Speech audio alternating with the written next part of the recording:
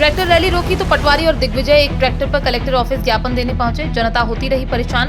अनुमति रद्द होने पर भी न्याय यात्रा ने ट्रैफिक का दम निकाला। बड़ी संख्या में कांग्रेसी और किसान हुए कलेक्ट्रेट पर प्रदर्शन में शामिल। सोयाबीन की कीमत और इकोनॉमिक कॉरिडोर पर जमीन अधिग्रहण से संबंधित मुद्दों पर था प्रदर्शन। एक ट्रैक्टर से पहुंचे पटवारी और दिग्विजय सिंह ने सरकार के सामने हुंकार भरी। कांग्रेस प्रदेश अध्यक्ष जीतू पटवारी ने कहा, सरकार के मन में चोर है। इस बार जिस तरह किसान ने प्रदेश में हल्ला बोला है, अगली बार हम मंडियां बंद कराएंगे।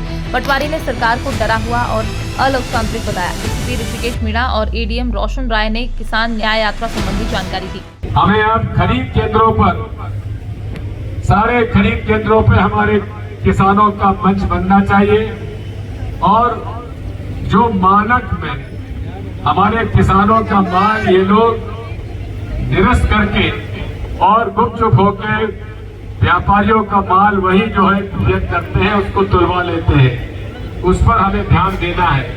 हम तो मांग करते हैं कि छोटे और मध्यम किसानों का पूरा 100% माल खरीदा जाए और उसके ऊपर के बड़े किसान हैं उनका 40% खरीदे, हमें आपत्ति नहीं होगी। यही हमारी मांग है। जगह जगह ट्रैक्टर रोके गए, किसानों को रोका गया। आप देखो कि इंदौर में कोई ऐसा रास्ता नहीं बचा था जहां पर डंपर, बैरिकेड, पोकलैंड और सब नहीं लगे हों। मैं मानता हूं कि ये सरकार के अंदर चोर है, इसलिए डरी हुई है। अरे मोहन भैया, आपने कहा था शिवराज जी जब मुख्यमंत्री थे कि हम 3100 के धान के दाम देंगे, 2700 के गेहूं के देंगे। अब मुंह क्यों चुरा रहे हो आप किसान के बेटों से? किसान के बेटे अगर 6000 सोयाबीन का मांग करते हैं तो आप ही ने तो कहा था कि हम डबल इनकम करेंगे। इंदौर में भूमि अधिग्रहण का कानून आपने कोलैप्स कर दिया। रोज स्कीम लग रही और करप्शन कर रहे। भूमाफिया हो गई बीजेपी की पूरी सरकार। बीजेपी की आईडी है, भूमाफिया हो गई। भूमाफिया हो गए बीजेपी की नगर निगम और इसके नेता, सब लूटने में लगे हैं। इस पर मौन क्यों है मोहन जी? अरे आपने कहा था कि हम डबल इनकम करेंगे किसानों की। ये किसानों के बच्चों को आप कलेक्टर ऑफिस तक नहीं आने देते हो, ये है डबल इनकम। मैं मानता हूँ सरकार डरी हुई है, अलोकतांत्रिक है।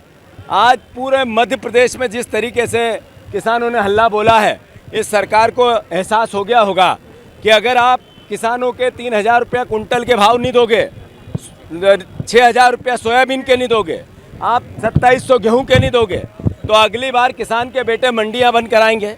फिर उसके बाद लाखों की तादाद में विधानसभा के अंदर घुसेंगे।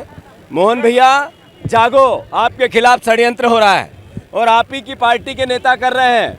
मैं अनुरोध करना चाहता हूं कि जितनी जल्दी हो किसान के बेटों की सुध लो। आपको सद्बुद्धि आए, भगवान ईश्वर आप किसान के बेटों की सुनो। आप 5 साल मुख्यमंत्री रहो, हम आपको नहीं रोकेंगे, ना आपको अड़ंगे देंगे, केवल विपक्ष की भूमिका निभाएंगे। पर आपकी सरकार के अंदर बैठे विभीषणों से बचो और किसानों के हितों में निर्णय लो। मोहन भैया धन्यवाद। आज ये राहुल गांधी को किस तरीके से गालियां दी जा रही है, जान से मारने की धमकियां दी जा रही है। भारतीय जनता पार्टी के केंद्र की सरकार के मंत्री कर रहे हैं, राज्य की सरकारों के मंत्री और विधायक कर रहे हैं। क्या मैसेज है ये? नरेंद्र मोदी चुप है, मौन है और देख रहे हैं, गाली दो, मारने की धमकी दो। ये एहसास क्या कराता है?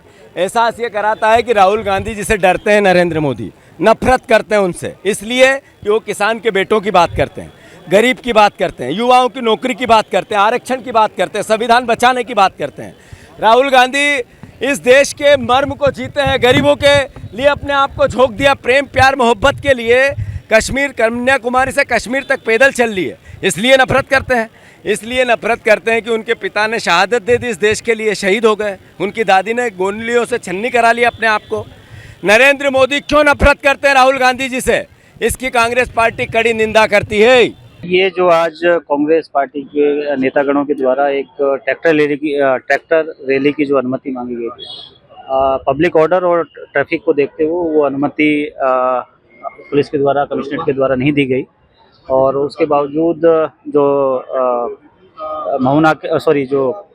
राजीव गांधी चौराहे पे जो ट्रैक्टर इकट्ठे हुए हैं, उनको हमने नेतागण से बात की और वहाँ से हमने जो वरिष्ठ नेतागण हैं उनके साथ एक ट्रैक्टर को अनुमति दी है। वो ट्रैक्टर के साथ में फिर यहाँ पे आके उन्होंने अपना एडीएम साहब को ज्ञापन दिया है इनमें कुछ जो क्योंकि अनुमति नहीं थी तो उन ट्रैक्टरों को रोकने के लिए हमें थोड़ा सा मेहनत करनी पड़ी, लेकिन एक से ज़्यादा ट्रैक्टर को हमने यहाँ आने नहीं दिया। गिरफ्तारी या हिरासत इस तरीके की हम उसके द्वारा कोई कार्रवाई नहीं की गई। ट्रैफिक की व्यवस्था को लेकर ही उसको संज्ञान में रखते हुए ही और पब्लिक ऑर्डर को संज्ञान में रखते हुए हमने ट्रैक्टर के रैली की जो अनुमति थी उसको हमने डिक्लाइन किया था। और जब बहुत ज़्यादा वहाँ पे रीजनल पार्क पे जब थोड़ा सा आमने सामने जब ये चीज़ें बातें हुई तो फिर एक ट्रैक्टर को हमने हमारे जो पुलिस फोर्स है उसके साथ रवाना किया ताकि बहुत ज़्यादा पब्लिक ऑर्डर और ट्रैफिक की व्यवधान ना हो। ये थोड़ा जो पब्लिक जब इसमें जो नेगोशिएशन में जब चल रही थी तो कुछ बातें ऐसी आई थी, लेकिन इस तरीके के प्रदर्शन में इस तरह की बातें चलती रहती है। अब बाकी हिरासत में भी किसी को नहीं लिया और जो कुछ नियमों का उल्लंघन हुआ है उसमें फिर नियमानुसार कार्रवाई की जाएगी। दो बिल्कुल वो एम्बुलेंस और कुछ सवारियां भी थी, उनको पुलिस ने बहुत ही संजीदगी से उसको दिखाते हुए ट्रैफिक को क्लियर कराते हुए निकाला है।